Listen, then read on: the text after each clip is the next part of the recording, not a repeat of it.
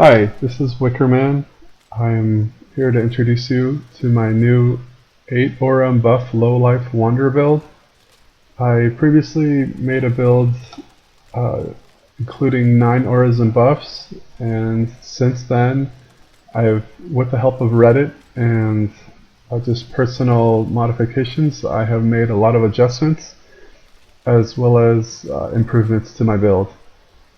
Originally, my low life wander build had 4,200 energy shields. With this new build, I increased it by 1,500 energy shields, giving me a total of 5,702.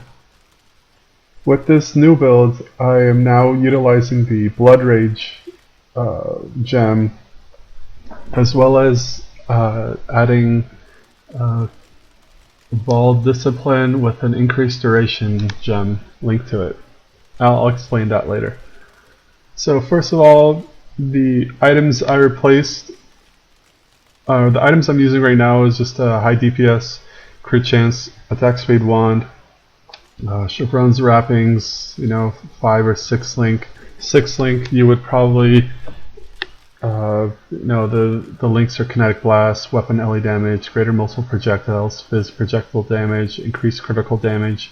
The 6 link, I would probably do Pierce. I mean, that's probably the best link you can use for that build. In my wand, I moved a lot of the auras around, but in my wand, I now have Herald of Thunder linked with Blood Magic, and I have Hatred as a standalone gem.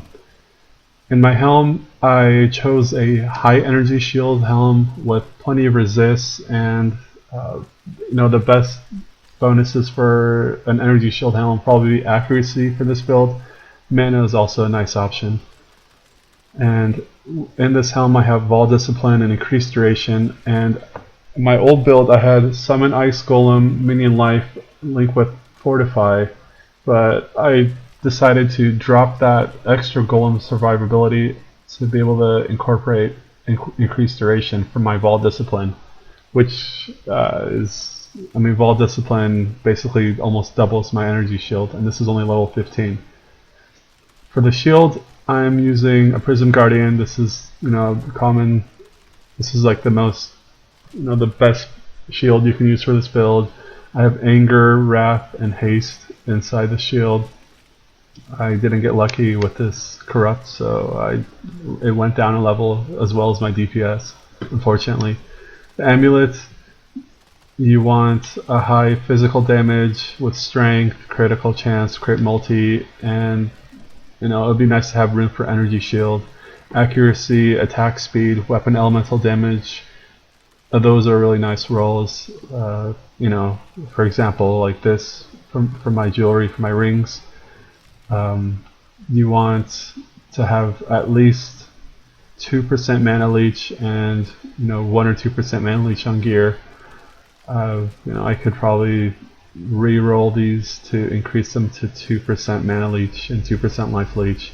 For the boots, I originally had Blood Dance boots. They were nice, but since I'm now using Blood Rage, I have a way of maintaining my frenzy charges, so now using Blood Rage and in this boot. So I originally had Power Siphon with faster attacks, physical projectile damage, and weapon LE damage.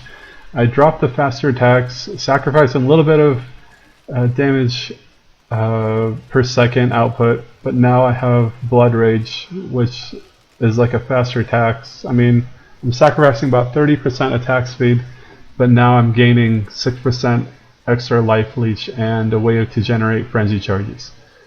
For the belt, you want resist, weapon elemental damage with energy shield, increased flask charges gained is a nice roll. As far as the implicit mods, you probably want to have either rustic sash or a chain belt. For gloves, you want for this build I have Herald of Ice linked with Curse on Hit and Assassin's Mark, which helps maintain my power charges, as well as Power Siphon. And I put Herald of Ash in this gem, or in this glove as well. The mods you want on the energy shield gloves are high accuracy, resist, and a slot for life or mana leech, depending on the other leech rolls on the remainder of your gear. Flasks, you know, since you're doing a low life build, you don't need to worry about life flasks or even mana flasks for that matter, because you have plenty of life or mana leech. Right now I have 3%. So you just want utility flasks just to remove status ailments such as bleed or shock, freeze or chill, and curses. I know curses and I think bleed aren't considered status ailments, but you get the gist of what I'm saying. The tree, it's pretty much exactly the same as I shown before. You want physical damage, projectile damage, a couple, you know, mana nodes. Definitely pick up all the reduced mana reservation nodes. Pick up these are nice, you know, energy shield nodes. For the 3 points, you're getting probably the best amount of energy shield as well as extra stats. You want to pick up all these critical chance nodes. You want to pick up an extra energy shield. You know, you can work your way up through this way to pick up some life nodes. I mean, this is probably a better route to take, since not only are you getting 5% energy shield, but you're also getting 4% max life. Whereas if you were to go this way, I mean, you're still getting 20% energy shield this way, and as well as life. So I felt this is the best. Pick up Ghost Reaver because you want to leech energy shield instead of life. Pick up all the reduced mana reservation nodes as well as the increased aura of effect nodes, since you are running what is this, eight buffs and auras. So you definitely want to take advantage of aura effect nodes. Now you come down here. I picked up, you know, jewel slot, the energy shield, more mana reservation nodes, the true strike, these crit chance and crit multi nodes. For the jewel slot, I have one of these, Conqueror's Efficiency. This is for extra reduced mana reservation as well as reduced mana costs and increased skill effect duration. It's okay, it's not gonna make a huge difference. Definitely pick up Arcane Vision, because if you are running a high energy shield build, light radius is based on life, so in order for this build to be, you know, in order for you to play like with having some kind of vision around you, you definitely want to have light radius, so you have to transfer your light radius being based on energy shield instead of life. It also adds accuracy, which is, I mean, that's what this build kind of likes. You pick up all these 1 damage nodes and, you know, these critical chance crit multi 1 nodes, as well as Fusillade.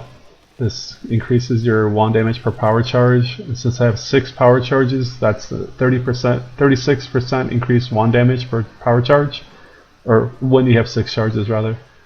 You pick up these Wand Slinger, these Wand Accuracy, Attack Speed, 1 damage nodes. You make your way, you know, you pick up these Energy Shield nodes, all these through this route. You come in here, pick up the Power Charge, then you make your way through the mana nodes, working your way through the outside highway of, I guess, between Witch and Templar tree. You pick up your energy shield nodes here. This is an extra 30% energy shield as well as energy shield recharge rate and 1 max light resist. I mean, that's beautiful. You can't go wrong with that. Pick up all these mana reservation nodes as well as the area or the aura effect nodes. As far as jewels, I picked up Mantra of Flames. This is 5 to 10 fire attack damage per buff. So if you have, I think, 9 buffs on you, or 8 buffs on you, so this is 40 to 80 fire attack damage. It's a significant improvement in terms of DPS. Also here I picked up 1 more jewel slot. This is a great jewel to use, especially since this build constantly crits, and I'm using both Hatred and Herald of Ice. So I will be constantly shattering enemies, and this gem is pretty expensive in closed beta, so please be cautious when you're trying to buy Shield of Corruption as well as Mantra of Flames. These two are pretty expensive, and I basically traded everything I had for this, or the remainder of what I had. As far as auras, I'm running Hatred, Herald of Ice, Herald of Ash, Discipline, Anger, Wrath, and Haste. And I am using an Ice Golem. With Blood Rage, I have a level 20 and 20 quality Blood Rage, so I'm getting 6% physical damage, leeches life, as well as 20% attack speed, and each kill gives me a Frenzy Charge, which is a significant boost to my DPS. With power charges, I have approximately power charges and frenzy charges of approximately 48,063 damage per second with Kinetic Blast, and with Power Siphon I have 48,259 damage per second. My chance to hit is 85%. With power charges, my chance to crit is 77.4%, which is sufficient. My total energy shield is 5,702, as you can see. And my total energy shield with Vaal Discipline is at level 15 is 9,723 energy shield. I found this way is actually very efficient to keep up with Reflect. This basically creates a huge barrier for Reflect, as well as nullifying the degenerating effects of Blood Rage. So let me show you an example of how I would run. See, at the moment, Blood Rage drains pretty quickly. It seems about like maybe 150 energy shield per second. Be very careful, because if this goes below your energy shield, you will die, and I learned that the hard way. So at the start of the map or whatever, you turn on Blood Rage, you make your way to the packs, and since you have 7% life leech, you are constantly regenerating mana. And since I have Shield of Corruption, which gives me a Vaal soul kill per shattered enemy, I'm basically doubling the amount of souls I am acquiring every time I shatter. So I can run Vaal Discipline constantly. Like, I can show you how quickly this recharges. So I can cast it again. I can cast it again. And this basically creates a 10,000 energy shield buffer with no downtime. Okay, so like here's an example of a Reflect pack. See, I can now kill it without worrying about. See, that was a Thornflesh Reflect pack. With the Vaal Discipline, you basically don't have to worry about killing yourself to reflect. This is a nice little trick if you ever want to nullify the, or not even just to like take the worry about reflect from this build. All you have to do is just turn on Vaal Discipline, and you have a 5-second massive life buffer, or energy shield buffer rather.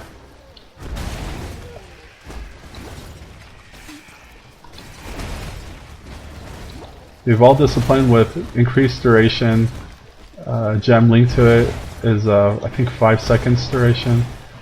Yeah, 5 seconds, which is, I mean, you're buying yourself 5 seconds to basically burst down any pack or any monsters that you feel is a threat.